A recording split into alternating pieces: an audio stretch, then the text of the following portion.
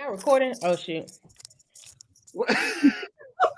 Come on. What was you doing? Oh, yeah. Get my Invisalign in. Oh. I heard you. I didn't hear you, Terry. What'd you say? I said, is being unhealthy a sin? And if it's not, should it be? Unhealthy how? Physically, emotionally, spiritually, mentally? All of it. We'll talk But about I was thinking physically, but sure, we can do all of it. Oh, Rudy said, "Wait, my bad." Yeah, we'll talk. We'll discuss it. When it counts. All right, Kelly, because I like your hair, I think you should say it today. Thank you. Boom shakalaka. Top of the world. Top of the world. Yeah, top of the world. Top of the world. Yeah, top of the world. Top of the world. Yeah, top of the world. Top of the world. Yeah, top of the world. Welcome, ladies and gentlemen, to another episode of the Worst Ones podcast. This is the safe place for us PKs to come and, I don't know. What is it the safe place for us to do? I would say, is it a safe place? For us to be sinful? Right. I didn't realize it was safe. Yes, definitely not. It's not. Right. This is an unsafe place for PKs. My name is Rudy Wilson. I am a PK. We got Jay Rihanna in the building. She's a PK. Kellie Leezy in the building with the hair out. Kelly, your hair is really long. Thank you. I know. I'm trying to be like the Wilsons. Y'all don't want to get all the hair. Yeah. That's why I said I like it, because I remember my mom used to wear her hair out a lot. And when she cut it, I was ready to cut her throat. I'm trying to be like y'all. Right. Kellie Leezy in the building. Terry Weezy in the building. We're all PKs. How's everybody doing? Terry, let's start with you, sir. How's it hanging? It's hanging. Just trying to hold it all together. Okay. That's it. A lot of work, very busy lately between comedy and work and social life, and it's exhausting. It's exhausting being this great. Gotcha. I hear that. It really is. I hear that. Mm-hmm. All right. Well, let's go to. Well, we'll save the broken toe for last. We need an update on the toe. But Kelly, how you doing? Things still hectic with work, or is that season slowed down? Mm-hmm. It's still hectic with work. Is it because of the end of the school year, or? Yeah. So for me, the end of the school year is just crazy. Yeah. What makes like is that? Can you give an example of one example of what makes it crazy? So it's usually at the end of the school year where parents realize that my children are going to fail and something may be wrong. So I do special education evaluations. So evaluations for students who need IEPs and additional services. And so sometimes it takes time for the students to go through the process to get there. And so it all ends right here at the end of the year. And then we get a lot of parent requests because, hey, my child's not doing well. They're on the retention list. Let's see if there's some type of disability that may be going on that's impacting them. And so me having to do the evaluations comes with a lot of paperwork. I love what I do. I love the evaluations. I hate the paperwork. Gotcha. I feel like. Go ahead. I'm sorry, Janessa. I was saying, Kelly, what age group do you do? So I do elementary and high school. So I have two schools. Yep. Do you the statement I was going to say is I don't know if it speaks to everybody, but definitely for me, even in my profession, as far as an entertainment, I definitely hate the paperwork part the most. And I'm sure mine isn't even as hectic as yours, or even as detailed or whatever. But just it's tedious. It's tedious, and it's it has to be done, but whatever. But the question I was going to ask you, Kelly, is are you familiar with Dr. Umar Johnson? I am familiar with him. He's also a school psychologist. Right. Which is why I asked. I mean, he's also an angry black man, but but he's also a psychologist, especially for like special needs and all that type of stuff. Does he diagnose? Right. So that's why I was wondering, did you know him or follow him? I've heard of him. Yeah, I've listened to a couple of his things about school psychology. Right. Not why he's against interracial relationships. Right. Yeah, I've heard a couple things about school psychology. He's so angry. Yeah. I mean, I think he means well, but he just it's aggressive. It comes off very aggressive. All right. Last but not least, the toe. Janessa, how are you, and how's the toe? I'm good. The toe is 100% healed. I think the worst part is, like y'all were just saying, was the paperwork. This, first of all, I don't understand why they're making me do FMLA, but whatever. What's that? I really don't know. I guess it's like your job secure, but if you need to take off or do anything related to your injury, you know, it's covered through whatever that is. Right. But literally my doctor has it like filled out the paperwork wrong, and it takes 10 days to, you know, get a response, like to submit a form. It's just been going on since when I break my toe in March. Like, wow. At this point, I don't even need it. You know what I'm saying? Like, I've been back to work for weeks. The bone healed before the paperwork got finished. Right. You know? So yeah, I'm good. So are you like back in action as far as kickball and everything? Or not quite. I decide, you know, at first I was very gung-ho, like on week 6, day 1. I'm back at it. But then I thought about it and was like, you know what? I'm a little bit older. So let's just give ourselves a little bit more time. And I mean, like, I waited a week after the 6 weeks just to get a pedicure. Because, you know, sometimes the ladies can be firm, which is what I like, but I didn't even be firm on my newly healed toe. For sure. So I just started walking like for exercise. I had to take care of my sweet puppy for a couple of days. And then I'm gonna start going to Zumba next Monday. Okay. So we'll see. You know, trying to get back into it. We'll see. Gotcha. So but you're out for the season as far as kickball. We wait till next year or something. Well, they have a summer league, and I was gonna play, but the way this heat is set up in Georgia right now, it's been hot now. It's hot. It's been hot. It has you rethinking some things. It has you rethinking your salvation, and it has you rethinking kickball. Okay. Salvation and kickball are the two things that I'm trying to do. Gotcha. So yeah, they got a summer league, but I don't know. No problem. All right. Well, I am fine. All is well with me. I'm currently in Jacksonville. I was in Tampa over the weekend. Because pastor father, they had friends and family day at the church, so I didn't have to like get my hair done and play PK like Kellie has to. I had to run around and do a lot, you know, work a couple cameras, play the organ on one song. Play the organ. You know, do you know how to play the organ? I know how to play songs on the organ. I don't know how to play the organ. I can play the drums, but I can't just play the organ. But you know, when you grow up in not grow up, but when you're in a church the magnitude of my father's, you have to learn how to do a lot of things. And so he actually plays the majority of the time. He self-taught himself how to play the organ. Because you know these musicians be expensive. You know what I'm saying? So yeah, I'm tripping. But yeah, these magicians be expensive. You know what I'm saying? You're right. So instead of him dealing with the politics and whatever, he was just like, okay, well, I'll just do it. And it's been pretty much like that majority of the time.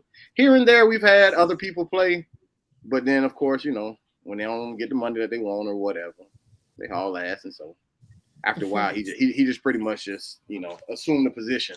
But he doesn't like to play, I guess, like the song right before it's time for him to go up. So that's that I played then, basically, is what happened.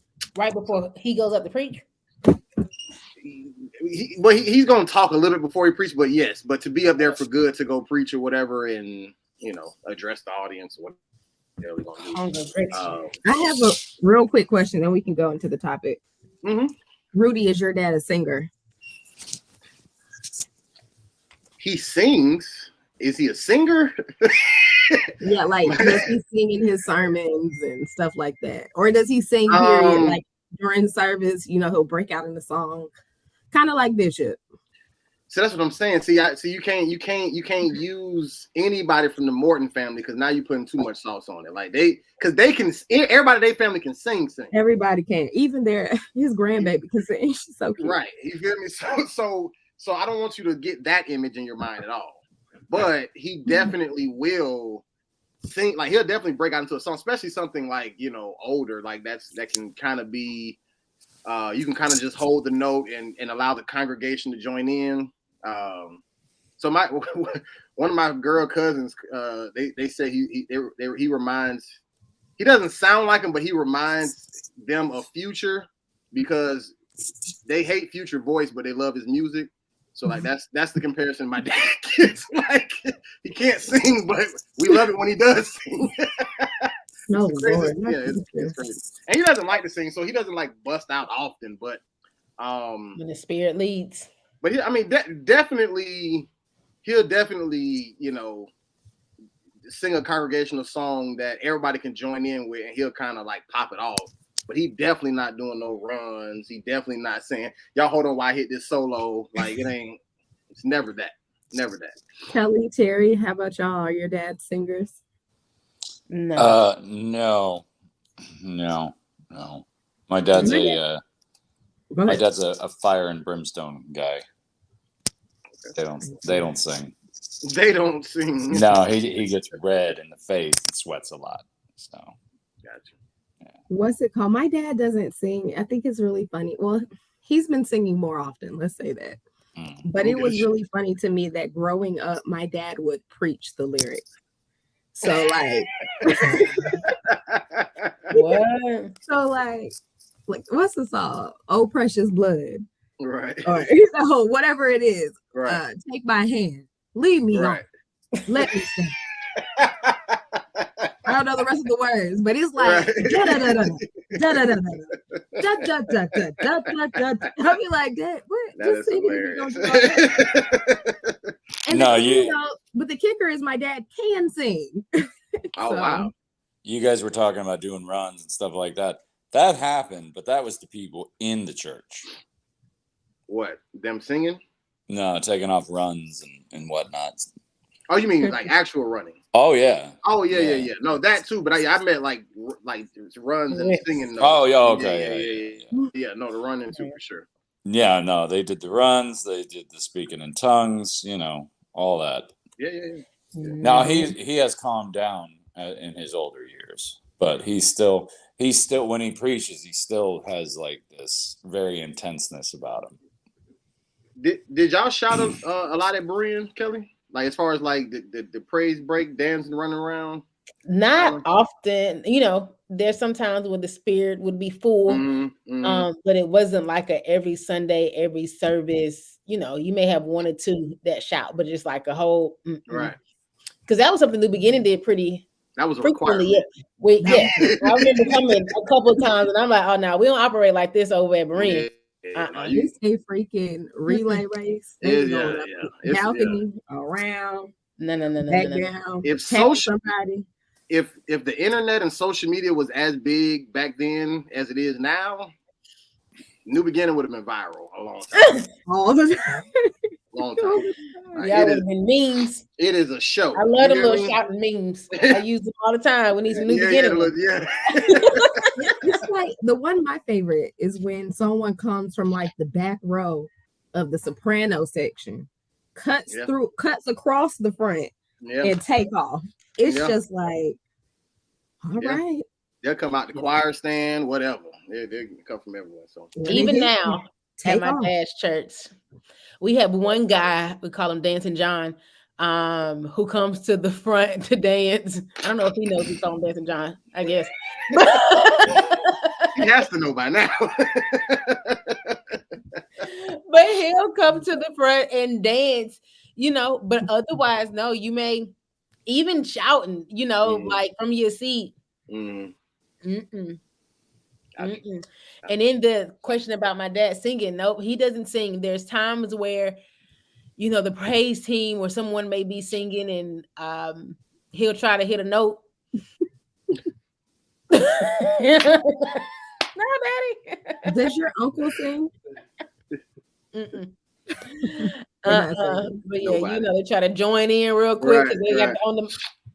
Right. Not his calling at all. You preach the word. You're right. That's your ministry. That is hilarious. One day I think he halfway. No, I said, okay, Daddy, the Spirit. Somebody in here praying. Right. Y'all asked me prayer work last week. Y'all asked me prayer work last week, and Kellie just gave you a testimony. Right, exactly. And should have recorded. Well, I'm sure it's recorded somewhere. Right. Uh-huh.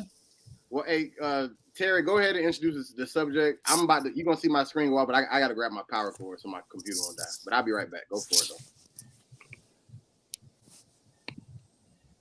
Is being unhealthy a sin? You know, the Bible talks about your body's a temple. So is treating it badly a sin?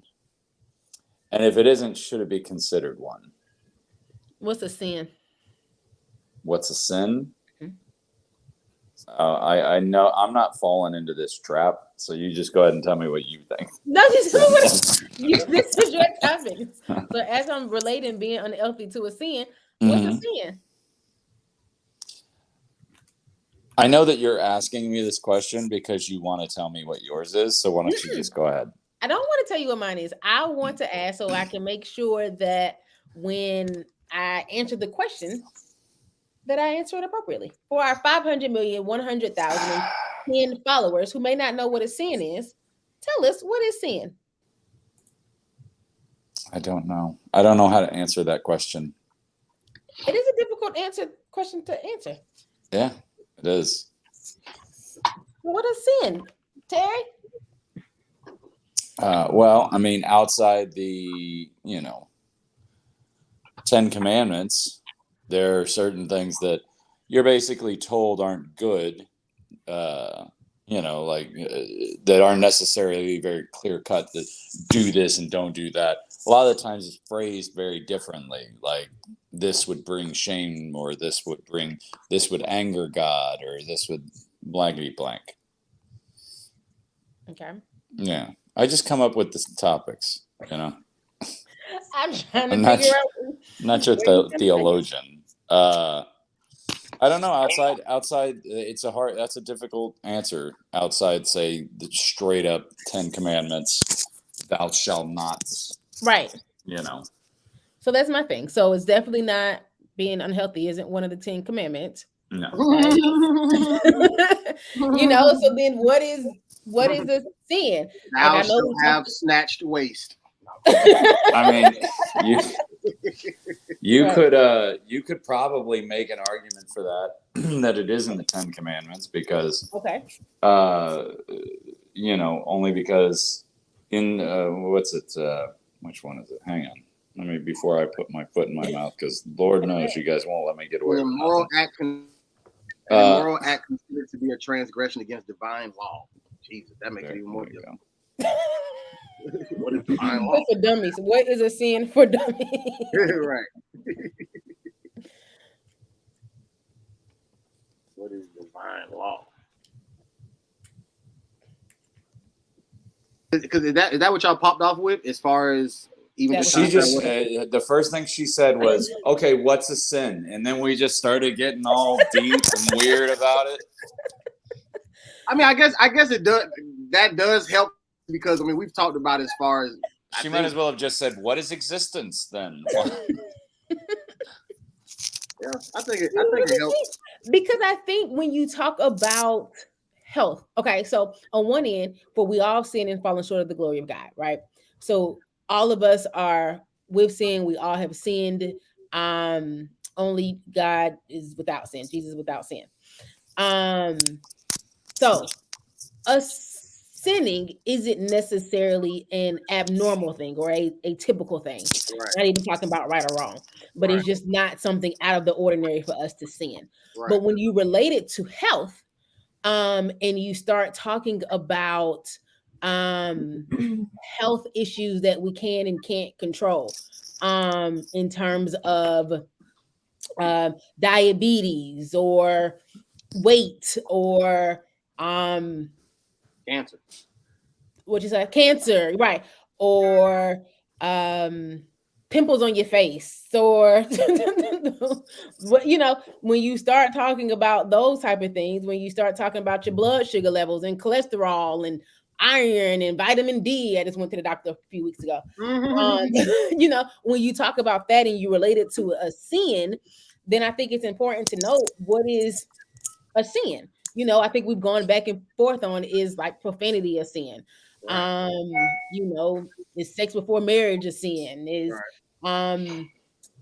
I don't know if you were in part of the conversation where we talked about sexuality and the LGBTQIA plus conversation. I don't think you were there that day, Terry, were you? I don't know. We've talked Yeah. about so much. Yeah, we have. I don't know if you were there that day. He wasn't. Yeah. And I know we've had those conversations on what to sin, what to not, abortion, And so when you talk about health, I think it's important to know first, in a real basic layman's term, what is sin? In the Jewish Talmud, or Torah, Talmud, or whatever you want to call it, they have a lot more specific laws or rules, or sometimes they interpret them differently and they say, oh, it's more of a meaning or feeling, blah blah blah. But their first one is, you must always preserve life. So that makes it really clear and cut. If you're not preserving life in any other way, then that's a sin, essentially.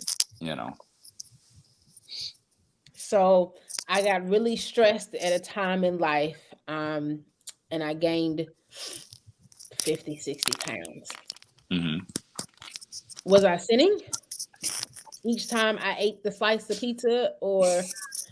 Oh, speaking of which, can you bring me a slice of that pizza?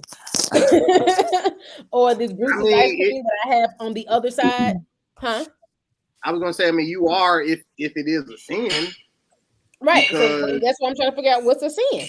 Right, because I'm saying, because like if you stressed out and I'm just making this up, like you go, rob a bank to make it, for therapy or whatever, like it wouldn't be justified to rob a bank just because you were feeling bad, if that makes sense. So I'm saying, like, in the same thing as like with health, if health actually is a sin, being unhealthy actually is a sin, then you would be sinning, even if you're indulging, eating comfort food or whatever. Like if it's, what I'm saying, like if it is a sin, which I don't think we've discovered yet.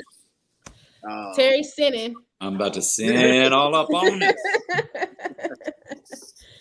I feel you on that, Kelly, because I recently put on, probably about 20 bills. And, but I know, but this is all I've eaten today is this slice of pizza. Trust me. Yeah. Kelly, we're not judging you for nothing you eating. That's right. Not at all. I'm actually starving because I haven't eaten anything today. But I would think at the very least it would make you a bad steward, biblically at least. For sure. It just basically kind of makes you a fool. That's the same thing I come to when people do drugs, or like drug addiction. I don't really feel like is a sin, even though I know a lot of people that would call it that. But I would put it in that same category. Just knowingly being unhealthy, or being a gambleaholic, or even me with the smoking, and Well, I have a different take. Proverbs. All right. You want a Proverbs, Janessa? No, I'm going Exodus. Okay. I'm gonna say my Proverbs. Okay. Exodus. I'll read mine after you read this. Go for it. Old Testament. Go ahead, Rudy. No. Go for it. Oh, no, I was just going to say, so Exodus chapter 20, this is the 10 Commandments. I was like, 3 and 4. I was about to say, the 10 Commandments are in Exodus somewhere. Go ahead. Mm-hmm. So we're going to start at 3. It says, you shall not have any gods before me. 4, you shall not make yourself any idol or any likeness, form, manifestation of what is in heaven above, or on the earth beneath, or in the water underneath, as an object to worship. You shall not worship them nor serve them, for I am the Lord your God. The Lord your God am a jealous and passionate God. demanding what's rightfully and uniquely mine, visiting, avenging. You know, the Amplified version got a lot of extra words in it. But needless to say, I think, Kelly, like if you were depressed and instead of going to God with your problems, you decided now you want to eat, 12-pack of donuts. Not even that you want to eat, but like you're choosing to make food your comforter and who makes you feel, or even starving yourself, because that's the other thing as well, right? Mm-hmm. Yeah, like, you know, I think what you're making your idol, kind of, and that could go for smoking, drinking, sex, or whatever, all these other things, you know, where we are questioning if they are or not a sin. Well, maybe we should take a step back and see, well, what do we hold them in our life? Mm-hmm. Do we say that God is here and they're here, or is God really here and you hold all this other stuff up here? So that's just my 2 cents. See, but then that poses a question in my head. That poses a question in my head because mental health is also health, and I'm thinking about like, so does that mean we have to choose God, just say like over a counselor, like over talking to a therapist? Mm-hmm. You know what I'm saying? Like, I don't think it's one or the other. You know, I like the meme that says you can have Jesus and a therapist, right? Because I think you can do both. Maybe is there a pecking order though? Like, should you pray first and then therapist? Or I think that's like saying you could have Jesus and pizza too. You know, like, or you can have Jesus and meth. You know, like. You went a little far. I don't see the comparison. Right. Took it far. Jesus and a therapist and Jesus and meth. Well, no, I'm saying by the rationale. I'm saying by the rationale that she was putting out there, that you know you're not supposed to put other things ahead. For sure. You know, like supposed to be the first go-to. Okay. I do think God should be the first go-to, because it's not like, you know, you got to set up some altar, go slay a lamb. You literally can say, God, I need your help right now. Mm-hmm. And you know, the next thing God might say to you is call a therapist or get help, you know, call this number, reach out to this person, whatever. Right. So I think, you know, in everything we do, God wants us to come to him first. Like, and it's one of those other things. At the end of the day, that's what he literally created us to have this relationship with him. He did not create us necessarily to have this relationship with Johnny over here first. Right. He told us to have this relationship with him first. And that's actually something that I struggle with in life in general. When something happens, I call my dad. For sure. Like, I don't know what I do to talk. I mean, it's a tangible person. You know what I'm saying? Like, sometimes you pray, God don't want to answer immediately. Anybody got time for that? You know what I'm saying? So you just you go to somebody direct. Like, hey, what you think about this? I need a right now word. So, and that's something I'm working on, is like, pause for the cause. You know, right? We're not the one. We're the ones rushed, not God. You know, we're the ones pressed, not God. If he's actually having something done in your life, like, and he wants you to do it, it's gonna happen in his timing. But oftentimes we're always so pressed, and I'm saying it. I'm not saying it's so easy, because I know I say it, but I'm just, yeah. So yeah, I just think go to God first, but also get help in the other ways that maybe God is leading you in. Right. And I want to go back to the word that Terry said, stewardship, because I was also thinking about that even prior to you saying it. Because if you think about health, I mean, there's so many factors, especially even just for the human body. I mean, you got, you know, your hair got to be healthy. You got to take care of your teeth. You got to take care of your, you know, I don't know. You got to get enough vitamin D, whatever. You know what I'm saying? Eat fish oil. Like, it's so many things that to take care of on the body. You know what I'm saying? Individually, like, you can take care of your skin, but never brush your teeth, and you're gonna have glossy skin. But you know, well, mouth. You feel what I'm saying? Not with the hair. I'm white. I don't have to do anything to it. Well, but you know, I've seen some white people hair that should be better taken care of. Right. And like I said, and white people have, like, I don't know if it's naturally nice, but some nice hair for it to be as dry as it was. I was highly disappointed. That's all. I'm sorry. Go ahead. I'm sorry. I'm not in charge of all white people. We're not a monolith. but I was just saying, like, there's so many factors as far as when it comes down to health. So, I guess, not only what is a sin, is being unhealthy a sin, but also what's considered like unhealthy. You know what I'm saying? Because a lot of times, even in our human standards, we judge it by a waist size. You know what I'm saying? When there's people in the NFL who are 6'5", 330 pounds, and are as healthy as you can be. They can move, they can run fast, they're flexible. Because that's just. I'm telling you, that's their size. Like they were built to be this big. Like they weren't built to have a small frame.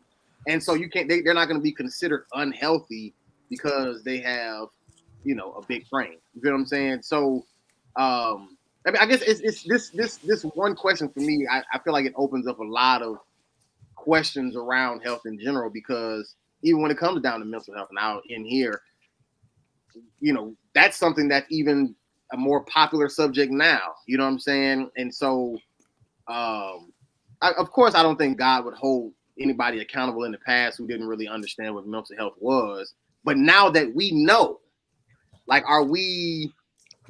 is that demand now on us to to be extra intentional about our mental health, even if we don't think we got mental health issues or whatever. You know what I'm saying? Like, as things about health are getting revealed, like, does that now become our responsibility to stay out of the sin zone? I'll go you one further. What happens if, say, going to church causes you to be mentally unhealthy?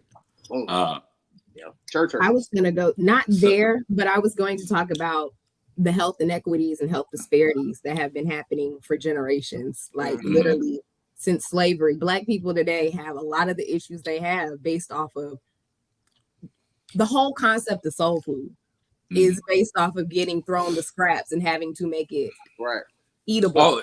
But we all know that soul food is full of butter, sugar, everything that's not good. We season the vegetables with pig fat. Like, we were like, let's put some fat back. And so now you come 400 years later, and diabetes and high blood pressure is prevalent in our Black communities. But then you also throw in that there's minimal funded, services and programs provided for these communities.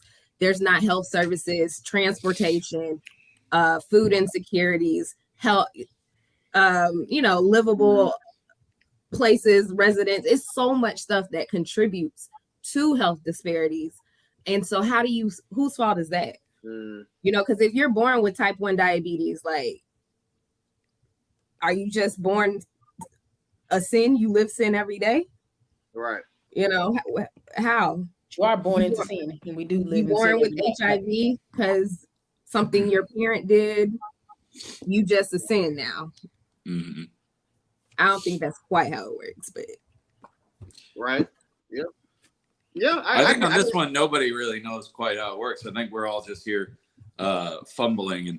And you're absolutely right. I watched a whole piece John Oliver did, a couple years ago, on bias in medicine. And I don't mean 100 years ago. I mean right now. Where you can, you can have, like, there's total bias in medicine along gender lines, along racial lines, even along religious lines. It's pretty crazy. I'll put the link in the chat. But no, that was. But then again, what I was proposing by saying, what if your mental health is affected by church? I know that. I know that some of my little things, scars and whatnot, came from people in the church.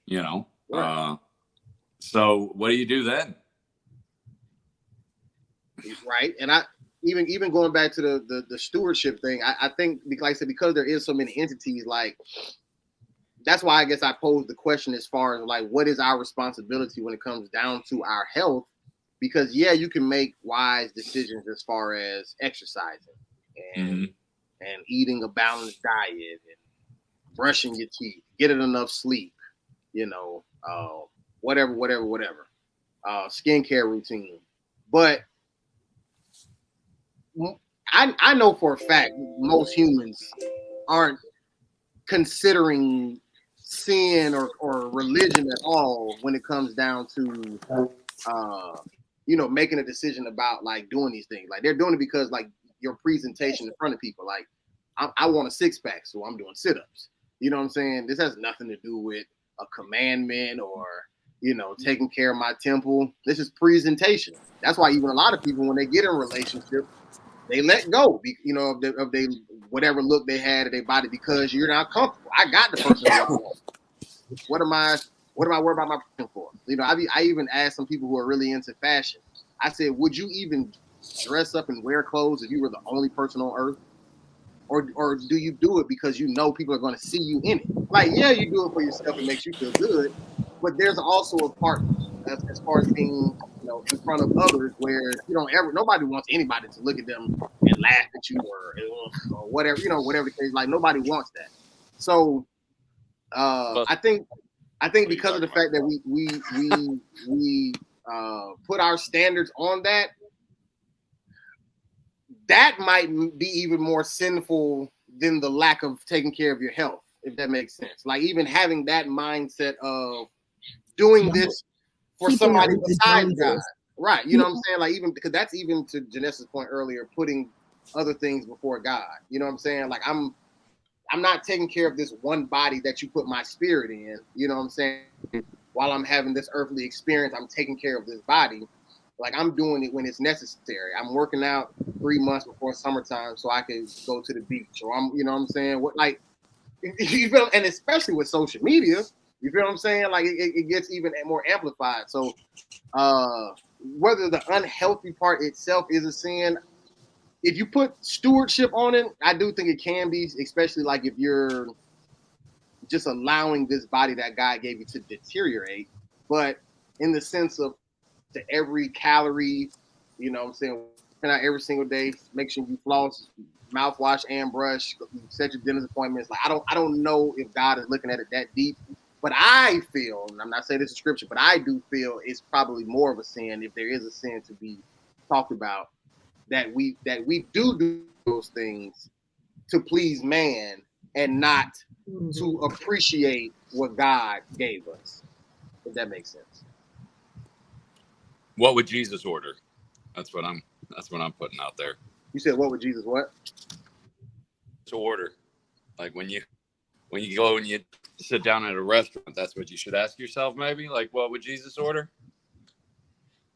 I guess fish and bread. I don't know what else they eat.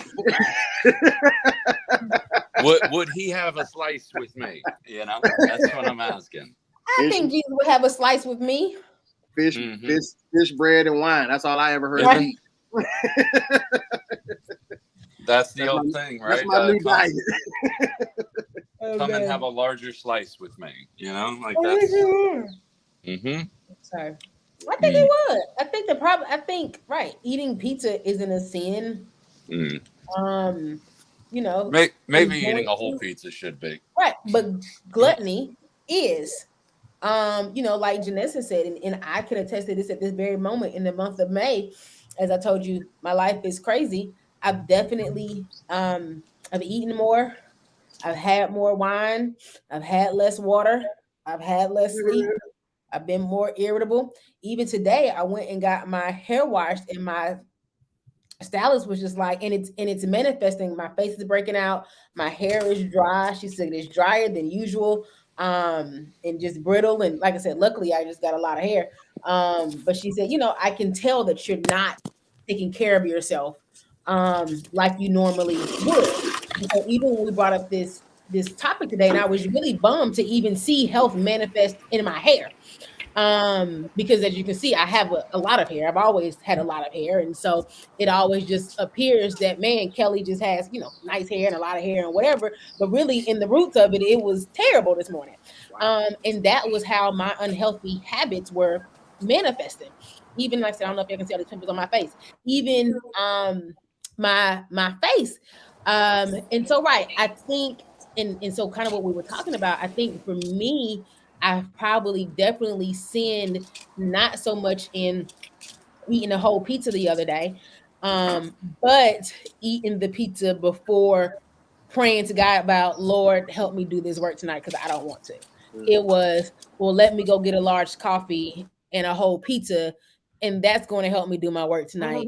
Not let me pray about it, and Lord, you will give me the energy and the strength to do that. Do you have? Sorry to cut you off, but do you have any forethought?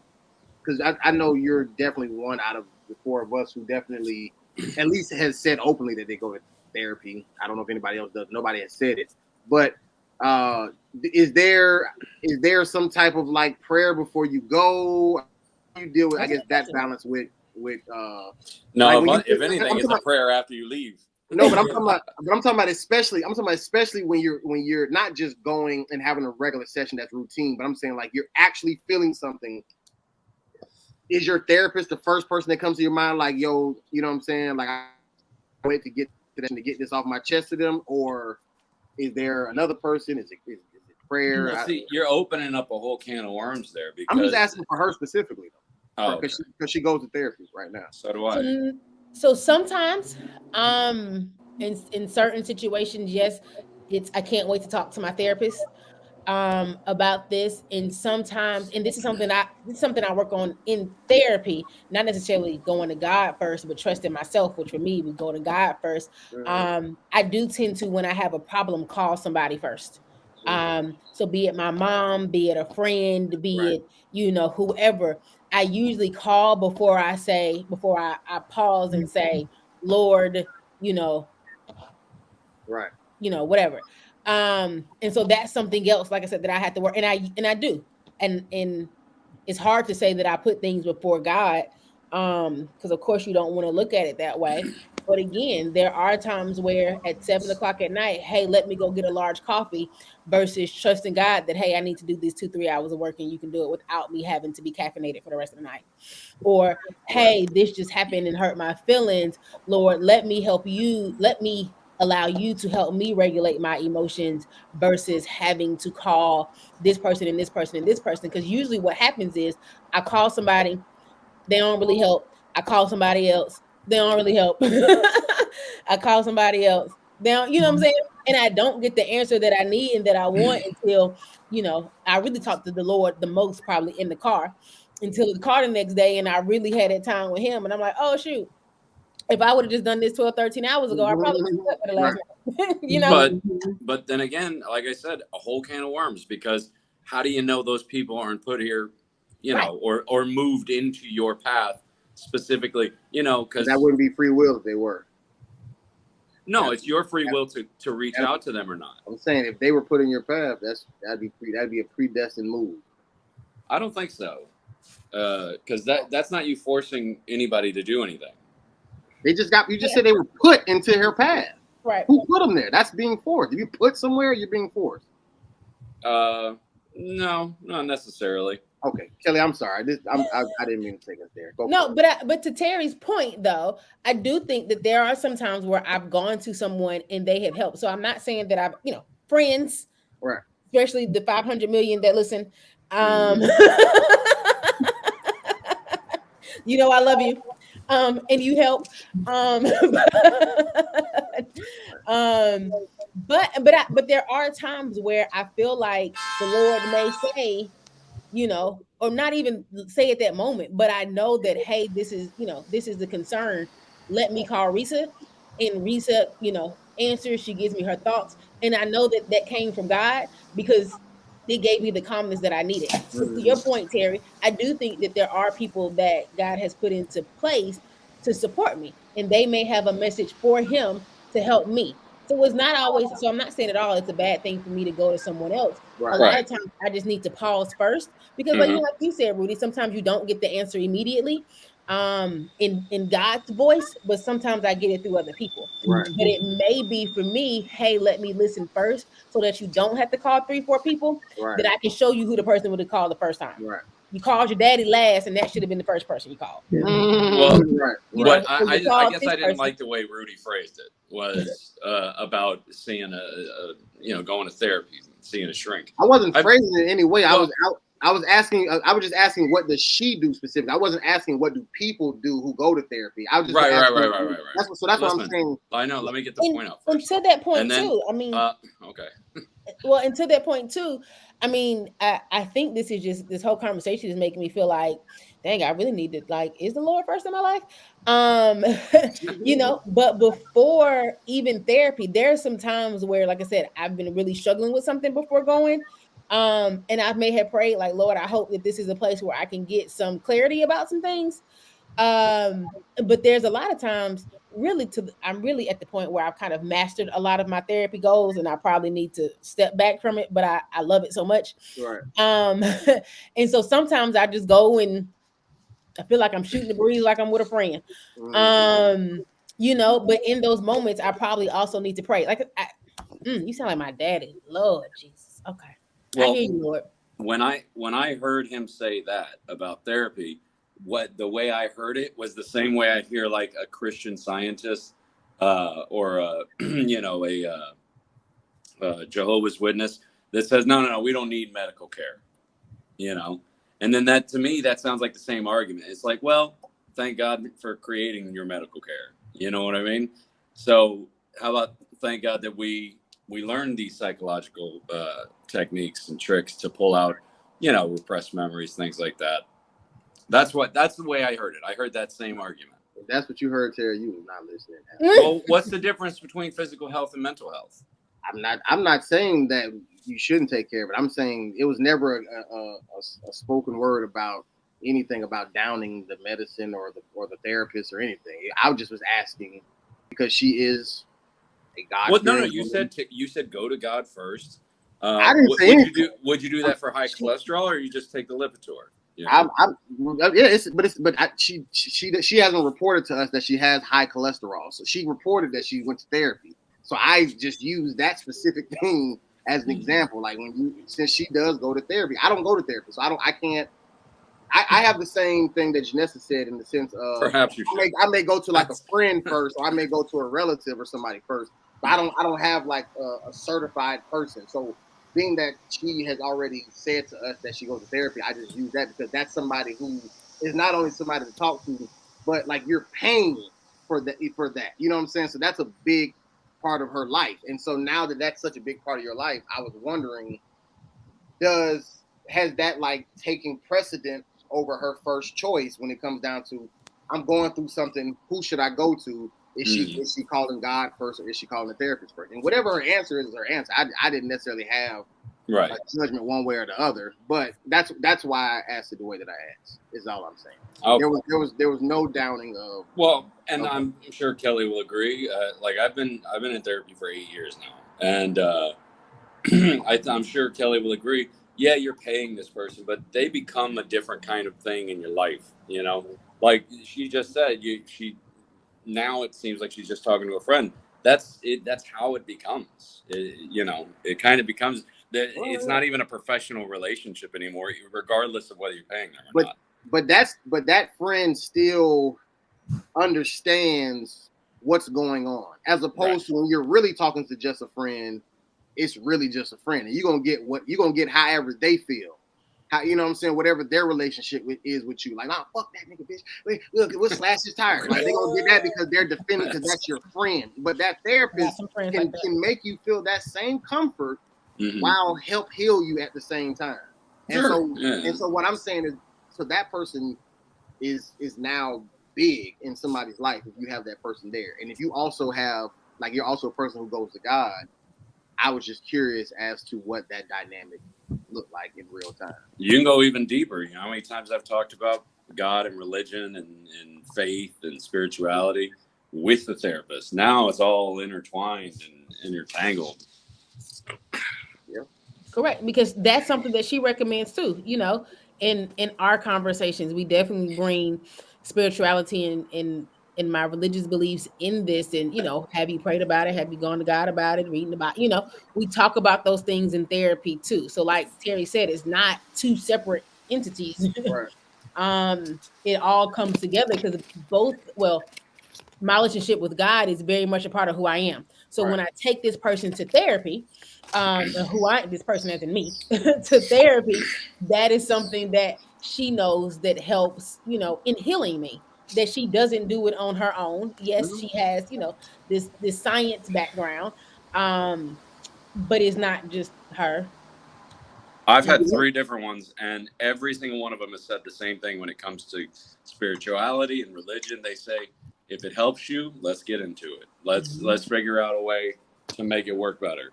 You know, I've never had one that would say, "Oh no, don't bother with that. Let's stay in here." So I think those people just generally will use whatever tools are available to them to make you feel better. Kellie, did you pray before choosing your therapist, or about You sound like my daddy, honey. No, I'm not asking because I'm saying you I mean, I should know have. what you're saying, but I'm just asking just out of curiosity. you know, And your daddy is a Sigma, so you know how. right, because he asked, did you Your pray dad's a before? Sigma? Huh? Your dad's a Sigma? Did you pray before doing your work? Did you pray before this? Did you pray before that? I before choosing it, I think when I decided to go to therapy, which was about February 2020, right before COVID hit. I think I prayed that, and I had thought about it before, of course. But I knew at that point that Lord, something had to change, something had to be different, and to guide me into what that looked like. And so the therapist, really, I found my therapist through social media. Like I had put on social media, hey, I'm looking for a therapist, you know, got some suggestions, called a couple places. This person worked out. And for me, a lot of times the Lord kind of opens one door and closes the others. And so it like I said, it kind of worked. And so I didn't pray. I don't know if I prayed specifically for what therapist, but I did pray for, hey, Lord, the way I'm feeling isn't going to work anymore, and I need to know where to go next. And then, like I said, that was laid on my spirit in the process of getting a good therapist. You know, 'cause sometimes that takes some time too. But it was seamless. But Like see, insurance. Go ahead. No, I was just going to say back to what Rudy was saying earlier about predestiny and free will and whatnot. God didn't make you go on social media and look, but maybe he impressed it upon you. You know, maybe he whispered in your ear, just, hey, maybe you should do this. The same way that he can press upon somebody else to be, you know, in the psychology field.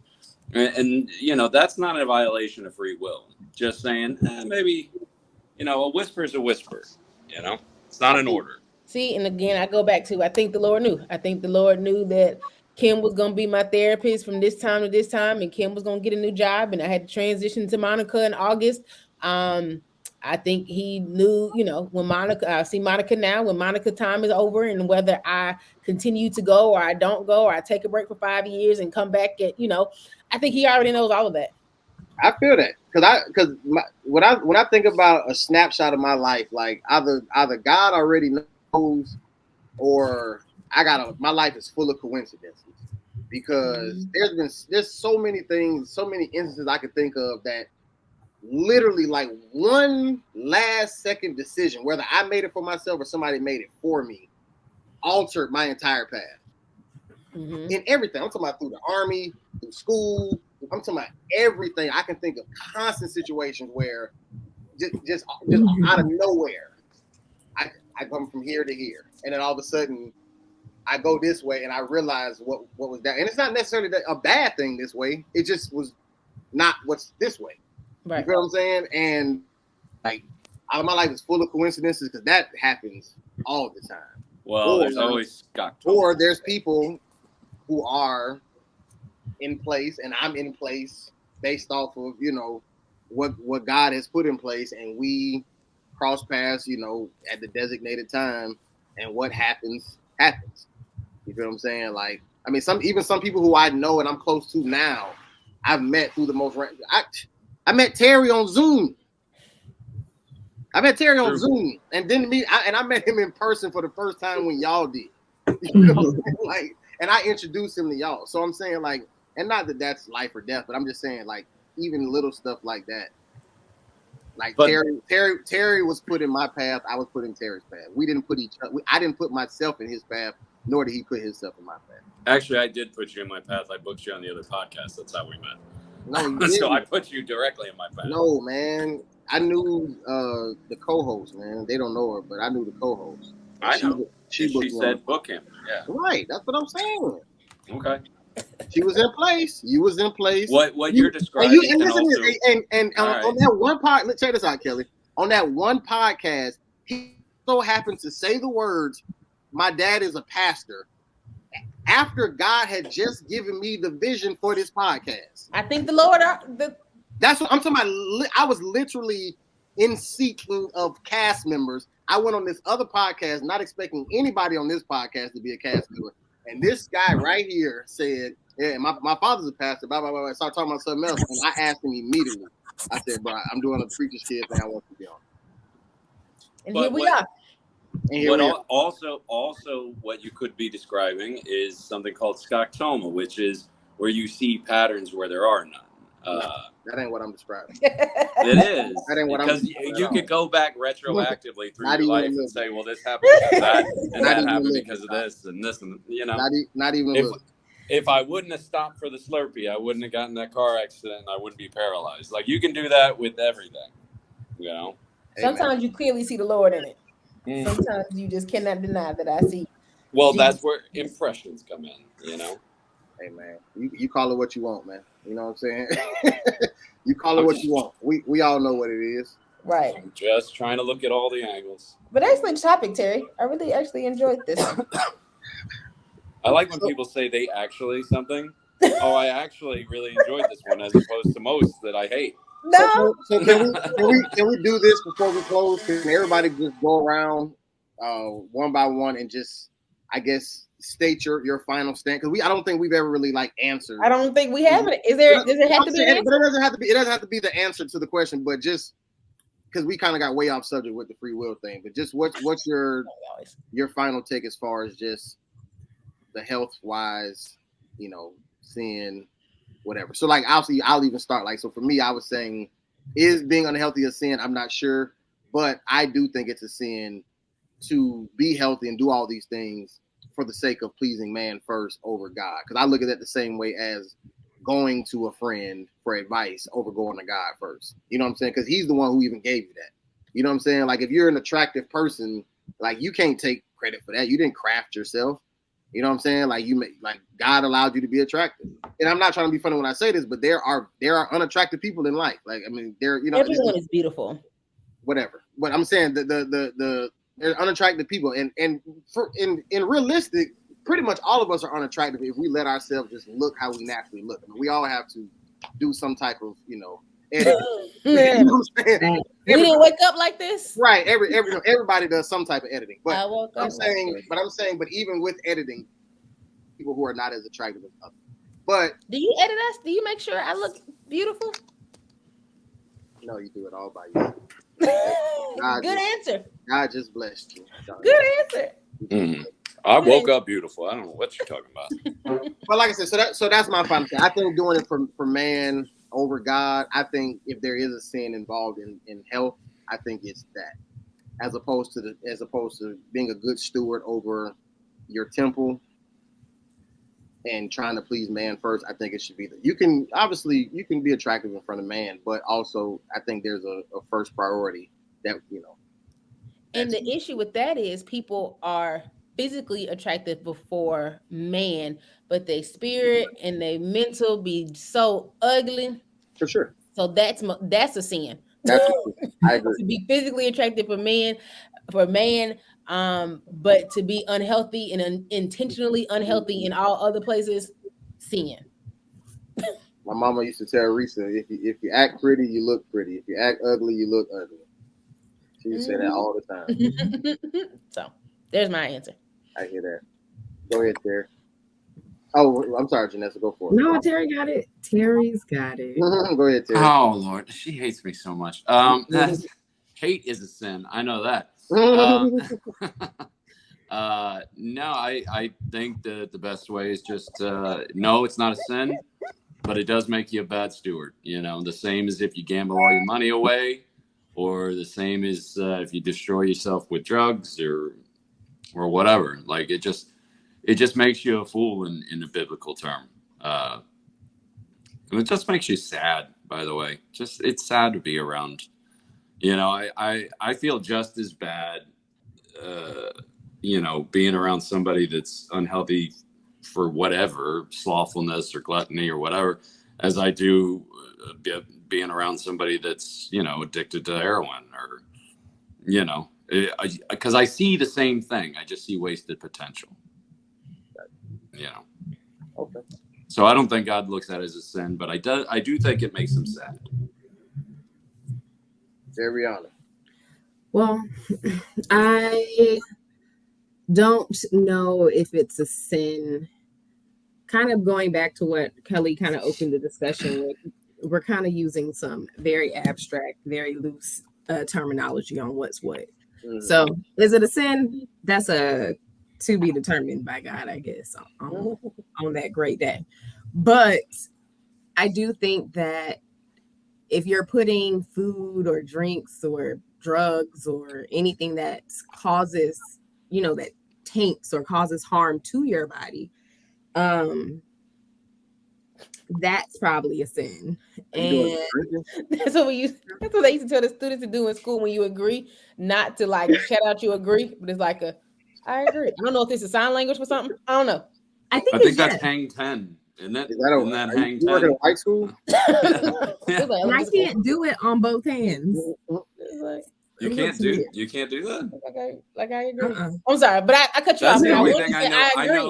I know it's like a surfer thing where it's like. That's why I said, do you work at a white school? No, but they may have been from my school in hang Delaware. 10, dude. Yeah. They may have been from my school in Delaware. I know there ain't no niggas out here doing this. I'm sorry, Janessa. It's okay. I'm gonna try to word, and I just wanted to agree. Go ahead. I was saying if you make it an idol, I also think in general that when you're unhealthy, it takes away from the life that God created for you to have. And so even if it's not a sin, just on a living your best life that God created, you just off GP. Yeah. You just kind of missing some of it. That's real. No, that's real. Because even now, kind of like you, Kellie, I've not been eating great. Especially with my broke foot, I haven't been doing my typical exercises. And like, I am sluggish. I'm sleepy. I have headaches. And it's just like, one of my best friends was in town. She hit me up like at 8:15. Girl, you want to go get drinks? I was like, girl, I'm in the bed. And it's just like, I'm missing quality time with people I love because I'm tired. So I think like I said, even if it's not a sin, we should all strive for good health. Is there a difference between sin and sinful? Sinning and being sinful? So what's your two definitions? I don't know. Can you be sin empty? Huh? I don't know. Can you be sin empty? Because if you can't be sin empty, then you can't be sinful. I don't know, because I feel like the wages of sin is death, but I don't know if the Bible talks about the wages of sinfulness. I mean, I don't know. I know I'm getting on the treadmill after this. I know that. I mean, I think being sinful, I think is just being like a different sin. I think it's just a different sense, like, or different tense than because sin itself is like the action, the actual thing that you're doing, or that you did. But being sinful, I think, is like if you're somewhere, you're in the act of being sinful. You know what I'm saying? Gotcha. Okay, I got you. It was just what if it's like this? What if I don't know parts of speech that well, so yeah. You don't. I don't know. What if it's like this? What if like that's not it? Automatopoeia. I don't know. Sinning could be like the actual act of the sin, and then maybe sinful would be something like, convincing or manipulating or persuading somebody else to commit sin. That would make you a heretic. So maybe that's the sinful thing. I don't know. Me either. Sound good to me. I would just a random thought. You're so full of sin, it's just spilling out on other people. But I hope I'm doing neither as I light my blunt as we close out. Oh, like I've always said, never do harm to anyone other than yourself. You're being sinful. Mm-hmm. I don't know. We need to have a whole topic about that. Not so much as far as is weed a sin, but in the sense of like just weed in general. Because, people always talk about, or really even like the drugs that come from the earth. People talk about weed and shrooms and stuff and ayahuasca and all this shit. And they be we did that one, didn't we? No.